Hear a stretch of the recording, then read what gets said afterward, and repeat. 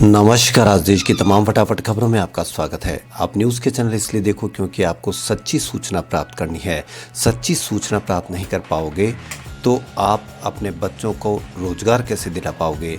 सच्ची सूचना प्राप्त नहीं कर पाओगे तो आप अपने बच्चों की फीस को कम कैसे करा पाओगे। सच्ची सूचना प्राप्त नहीं कर पाओगे तो आप बढ़ती हुई महंगाई को कम कैसे करोगे। सच्ची सूचनाएं प्राप्त नहीं करोगे तो आप पेट्रोल के दामों को कैसे कम प्राप्त करोगे। तो इसलिए ऐसे चैनलों को बढ़ावा दें जिनमें खबरें हों। तो खबरों की ओर बढ़ते हैं। इससे पहले यदि आपने हमारा चैनल सब्सक्राइब नहीं किया है तो आपसे निवेदन है कि हमारे चैनल को सब्सक्राइब करें। तो बढ़ते हैं खबरों की ओर। प्रधानमंत्री नरेंद्र मोदी ने शुक्रवार यानी आज देश के नाम संबोधन में एक बहुत बड़ी घोषणा करते हुए 3 कृषि कानूनों को वापस ले लिया। गुरु पर्व के मौके पर देश को संबोधित कर रहे पीएम ने कृषि कानूनों को वापस लिए जाने का फैसला सुनाया। ये घोषणा तब आई है जब इन कानूनों के खिलाफ देश के किसानों का एक समूह पिछले 1 साल से आंदोलन कर रहा है। दिल्ली के बॉर्डर से लेकर पंजाब, हरियाणा, उत्तर प्रदेश के कई हिस्सों में पिछले 1 सालों में कई स्तर और चरणों में किसानों का आंदोलन देखा गया है। पीएम ने आज अपने संबोधन में कहा कि हम 3 नए कानून लाए गए थे। मकसद था छोटे किसानों को और ताकत मिले।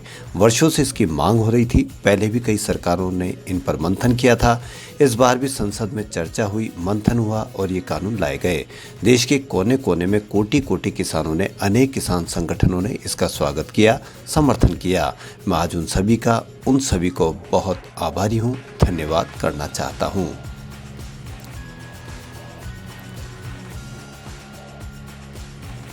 सोशल मीडिया पर रोज हजारों वीडियोस वायरल होते रहते हैं। कई वीडियोस बेहद दिलचस्प होते हैं, वहीं कई ऐसे वीडियो होते हैं जो बेहद अलग और चौंकाने वाले होते हैं। हमेशा की तरह आज भी एक वीडियो वायरल हुआ। ये वीडियो जरा हट के है, थोड़ा सा अलग भी है। दरअसल वीडियो वायरल में देखा जा सकता है कि एक सड़क पर लाल रंग के लाखों केकड़े मौजूद हैं। वो सड़क पार कर रहे हैं। ये वीडियो बेहद सुंदर लग रहा है। इस वीडियो को देखने के बाद यूजर्स कमेंट्स भी कर रहे हैं कि वीडियोस में देखा जा सकता है कि सड़क पर कई केकड़े रोड को क्रॉस कर रहे हैं। वीडियो क्रॉस करते समय वे बेहद सुंदर और आकर्षक लग रहे हैं। जानकारी के अनुसार ये वीडियो ऑस्ट्रेलिया का है। ऑस्ट्रेलिया में क्रिसमस द्वीप पर हर साल ऐसे दृश्य देखने को मिलते रहते हैं।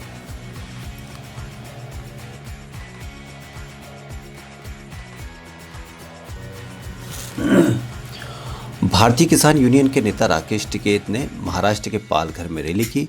टिकैत ने कहा कि पूरे देश के किसानों का आंदोलन है। राकेश टिकैत ने जनसभा में कहा कि 2011 में जब मोदी जी गुजरात के मुख्यमंत्री थे तब उन्होंने कानून ड्राफ्ट बना कर दिया था। एमएसपी पर गारंटी का स्वामीनाथन आयोग की सिफारिशों को लागू करने का घोषणा पत्र में दिया था। 2012 में इसी कानून को बीजेपी ने काले कानून कहे थे। वहीं 8 साल में सफेद कैसे हो गए। आज प्रधानमंत्री ने 3 काले कानून वापस लेने की बात कही है। 3 कानून और बाकी के भी मुद्दे पर कमेटी बनाकर बात होनी चाहिए। टिकैत ने कहा कि जल, जंगल और जमीन पर उस आदमी का अधिकार होता है जो इनकी रक्षा करे। यह ऐसा ही क्षेत्र है जहाँ के लोग अपनी जमीन सरकार को देना नहीं चाहते। पालघर को हमेशा याद रखा जाएगा। मैं यहाँ था और प्रधानमंत्री का फैसला आया। आदिवासी कोई जातियाँ नहीं होती। शहर के लोग गांव वालों को आदिवासी ही मानते हैं। हम भी आदिवासी ही हैं। यहाँ पर सभी संयुक्त मोर्चे के हिस्सेदार होते हैं।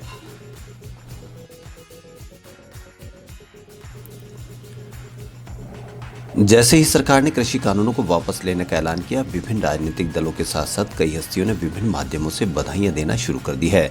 बॉक्सर विजेंद्र सिंह ने भी कृषि कानून वापस लेने के ऐलान के बाद खुशी जताई है। उन्होंने कहा कि आज का दिन किसानों के लिए बहुत बड़ा दिन है। फाइनली किसानों की जीत हुई। 1 साल से जो किसान आंदोलन कर रहे थे, जिनकी जायज मांगे थी, आज उनकी मांगे मान ली गई है। प्रधानमंत्री जी ने कृषि कानून वापस ले लिया है। उन्होंने कहा कि ये जीत भगत सिंह की जीत है, ये जीत महात्मा गांधी की है। उन्होंने प्रसन्नता जताते हुए कहा कि ये जीत हर उस इंसान की जीत है जो पहले दिन से किसान आंदोलन में अपना योगदान दे रहा था। शायराना अंदाज में उन्होंने कहा कि झुकती है दुनिया, झुकाने वाला चाहिए। हम जीत गए। जय हिंद। बता दें कि ओलंपिक पदक विजेता विजेंद्र सिंह ने कहा था कि अगर केंद्र सरकार नए कृषि कानूनों के खिलाफ विरोध प्रदर्शन कर रहे किसानों की मांग स्वीकार नहीं करती है तो वह राजीव गांधी खेल रत्न अवार्ड लौटा देंगे।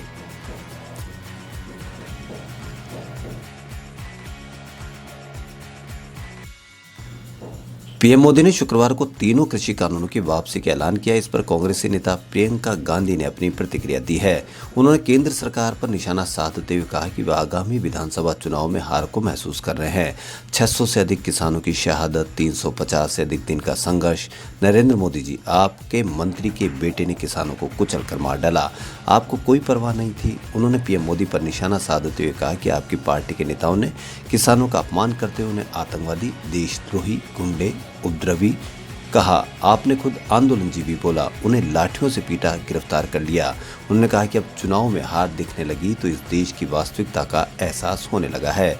यह देश किसानों द्वारा बनाया गया है, यह किसानों का देश है, वे ही देश के असली रक्षक है और कोई सरकार किसानों के हित को कुचलकर इस देश को नहीं चला सकती है। आपकी नीयत और आपके बदलते हुए रुख पर विश्वास करना मुश्किल है। प्रधानमंत्री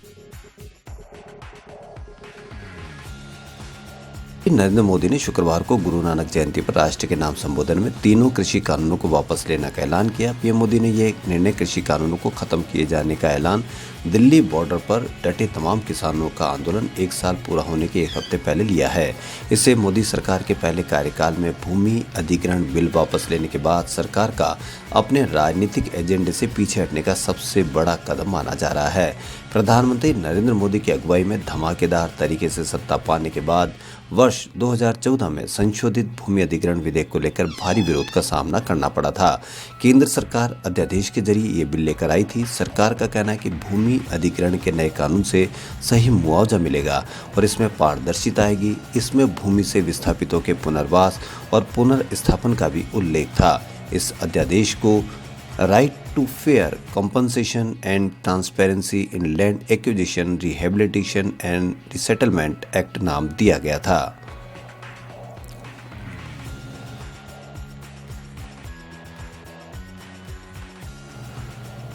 तीनों कृषि कानून रद्द करने के ऐलान का महाराष्ट्र के लगभग सभी बड़े नेताओं ने किसानों की जीत बताया है। महाराष्ट्र के मुख्यमंत्री उद्धव ठाकरे ने शुक्रवार को कहा कि कृषि अधिनियम को निरस्त करने की घोषणा इस बात का उदाहरण है कि इस देश में आम आदमी क्या कर सकता है और इसकी ताकत क्या है। सीएम ने कहा कि अगले सरकार पहले ध्यान देती तो जो अपमान अब हुआ है वह पहले नहीं होता। सीएम ने आगे कहा कि इससे पहले कि केंद्र इस तरह का कानून बनाए, उसे सभी विपक्षी दलों के साथ साथ संबंधित संगठनों को भी साथ लेकर देश के हित में निर्णय लेना चाहिए ताकि आज जो अपमान हुआ है वह आगे नहीं हो।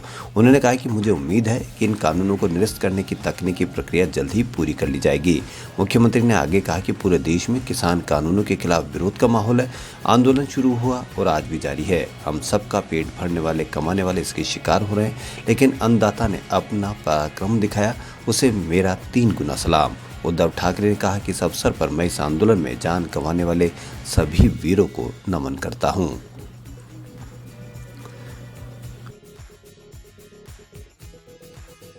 Big boss 11 fame Sapna Chaudhary मुश्किल में फंस गई है। उनके खिलाफ लखनऊ कोर्ट द्वारा अरेस्ट वारंट जारी किया गया है।